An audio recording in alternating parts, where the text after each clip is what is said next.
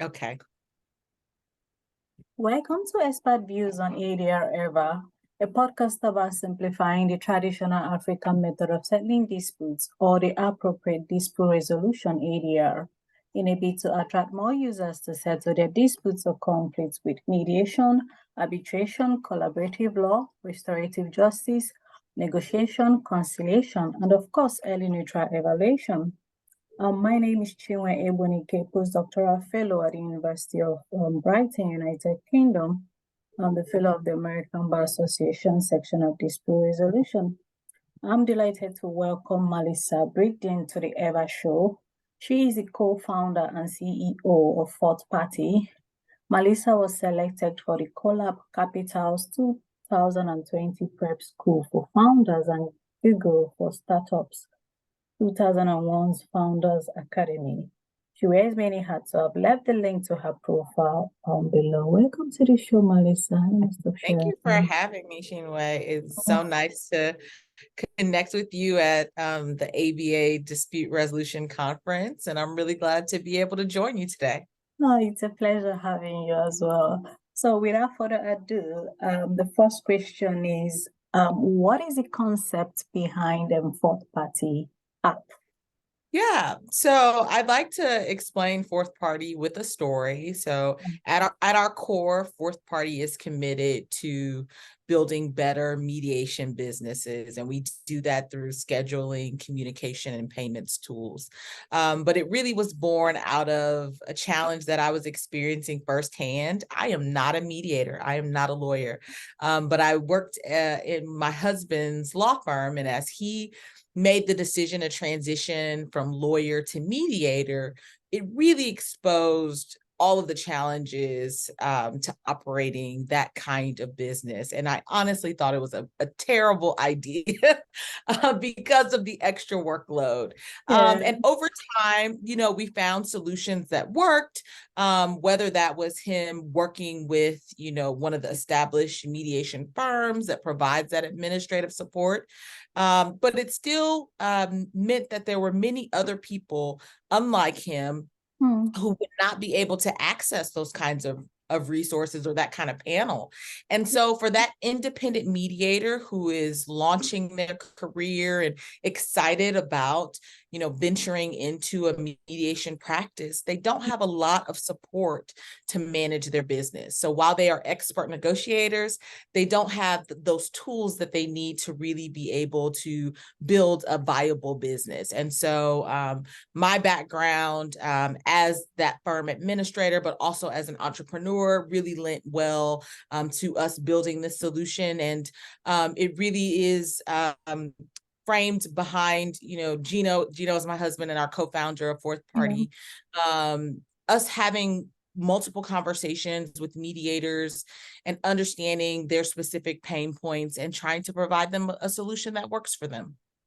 Interesting. I like the part that you're not a lawyer.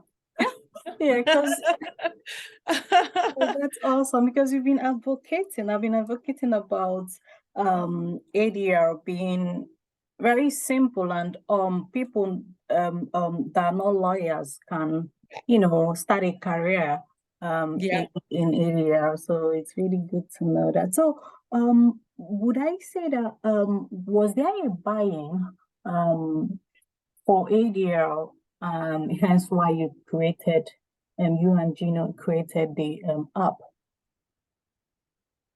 Well, I think the big reason that really inspired us to move forward with the going from idea to actually execution was really the pandemic. So, from one day he has a fully in-person mediation practice, and suddenly it is completely virtual. And so the needs that came up to be able to even just sign agreements at the end of the mediation, some of the additional scheduling challenges that were exposed, it really made it clear that while he had a very strong support system, again, for those independent folks who might have just been launching their career in March 2020, they really had a real challenge to be able to continue to sustain their business. So, it was a great time, particularly because in the US, our court systems were already backlogged,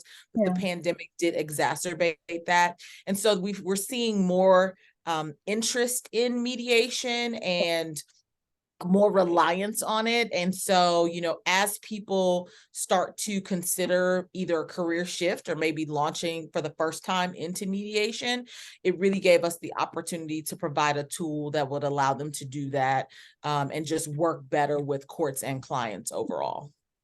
Okay, would you say that ADR has enhanced access to justice in the US then? Sorry, I didn't get your full question, Chinwe. Do you think, or would you say that ADR has enhanced access to justice in the US? I think that it's a critical component to us really seeing a more decentralized justice system that serves people better.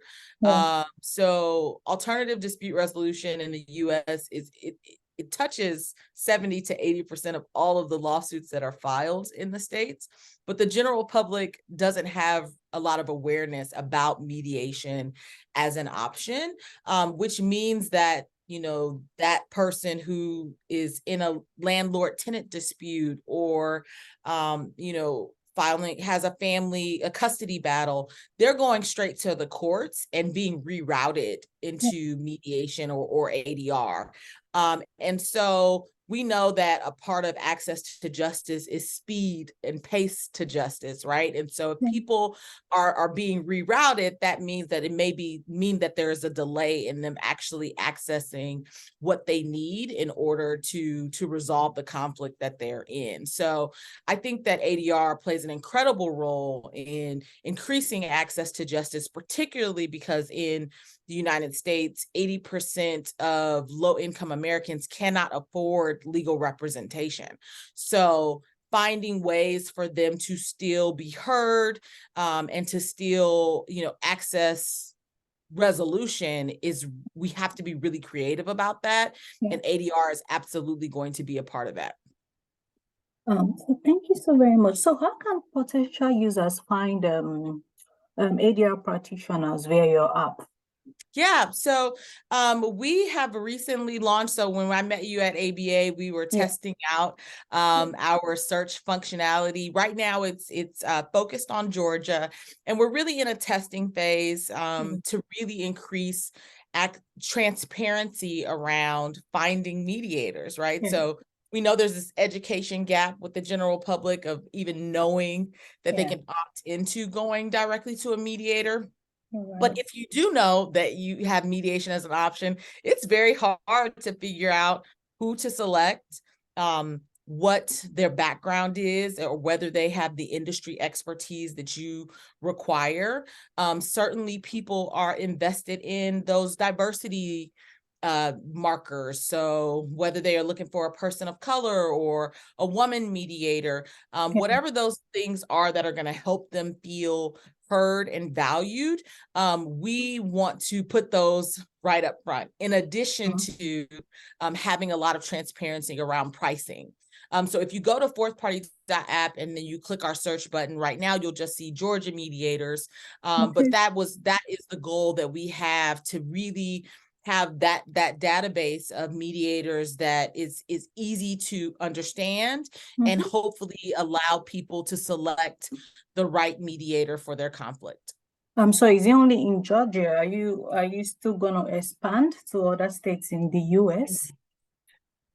Definitely. So it's a labor of love collecting all of that information, because we don't currently have a national database that allows us to see every mediator. So if you got to go state by state, and there are sometimes multiple websites that you have to go to try to find the information that you're looking for.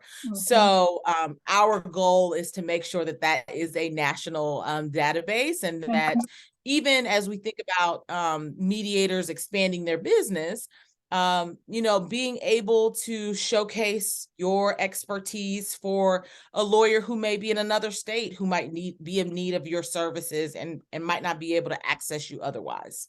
Okay, so how safe and confidential are practitioners' data, or what precautionary or measure is in place or are already in place for data and protection of ADR practitioners?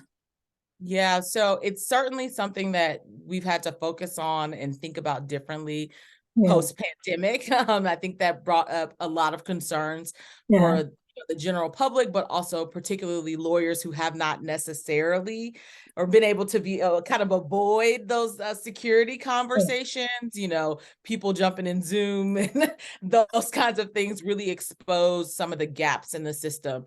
yeah. So when we built Fourth Party, we built it as a security first platform. And what we mean by that is we are built with the expectation that it is HIPAA compliant, and so that we can protect any information that might be added to a mediator's notes or a document that is uploaded into our system, to make sure that they can be very confident about the security of the information that they share with us. We are really committed to protecting the confidentiality of the mediation process. Yeah. So that's something that we're always thinking about. And our cyber insurance will not allow us to not do certain things to make sure our users are protected. Yeah. So we're making sure we're in compliance with that stuff. Okay, so what are the advantages of using or registering with the fourth party app? Yeah, I think that I'll go back to that origin story, right? Yeah. So when we were trying to get started, there was really just one option for Gino to launch and for it to be a viable revenue generating business, right? And what we find is a lot of mediators get certified and then they kind of sit in this failure to launch phase where it's like, you know, I've got my certification, but I haven't quite done all the other things to Yeah. get my business started. I see. So the advantage of working with someone like our company, Fourth Party, allows you to launch your business in minutes instead of months. So when you sign up with Fourth Party, you immediately have access to a public profile with a unique URL. And so you can make the decision as to whether or not you want to create your own website or use Fourth Party as your main place to receive bookings. You will have, with each case that you put into our system, we call it our case workspace.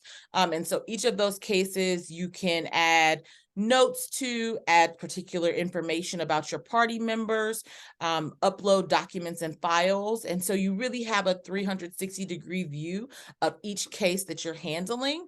And as we continue to grow, we're focused in on providing the best payment solutions. So we're really looking to offer our customers that end-to-end booking to billing experience, which would otherwise take you months or years to kind of cobble together. We're being that all-in-one solution for people. Okay, thank you. So how can practitioners register? Yes, very simple. So on Fourth Party, if you go to fourthparty.app, and that's Fourth Party spelled out, you'll see a button to sign up for a demo. We are a people first, people-centered technology company, which means that we like to touch and have a conversation with you, understand your unique experience before just throwing you onto the platform. So we really want to invite you into what we say, invite you to the party. And so once you schedule that demo with us, we'll talk through some of your unique needs and then get you signed up really quickly onto the platform so that you can have that profile created. And then we'll continue to support you throughout your relationship with Fourth Party. Okay, so what is the way forward for the mass awareness advocacy of the use of ADR? Yeah, so it definitely centers around innovative marketing. Some of what we haven't had to sort of market our courts. People just sort of understand, you know, that that's a place where you go when things get bad, right? Yeah. But Right. mediation and ADR overall has a marketing problem. When it was not until I was working in the firm and Gino decided to mediate, did I even understand that that was an option for myself. I would have just called a lawyer, lawyer looked for help when I was in conflict. So I think the key, and there's some really great things that are happening with community mediation centers here in the States, where people are doing more community outreach. They're offering pro bono services so that people in conflict can access free mediation. And so that's certainly like a word of mouth element there. But I think when we think about, the individual person who doesn't know that mediation is an option, how do we capture them at the first moment that they are looking for help and direct them to mediation instead of them having to go to the court and be rerouted? So I think a lot of people are thinking about how to solve that problem. Certainly mediation clinics are doing some really interesting things. It comes to mind. So at Northwestern, Professor Allison Carroll does some really interesting work with offering her students the opportunity to solve those exact problems as a part of their project, their like end of semester projects. So those are some of the interesting things that are happening on the student level to try to solve these current and future problems. But again, I think it's really about us maybe learning from other industries outside of the law on how they have bridge that education gap and increased marketing and overall understanding of the process in order to get people interested and aware. But it is definitely going to be a long term. It's going to take a while for people to get there. Okay, thank you. So, what is the future of international legal research through podcasting, particularly in ADR? That's a hard question. I don't know if I know the answer to that. So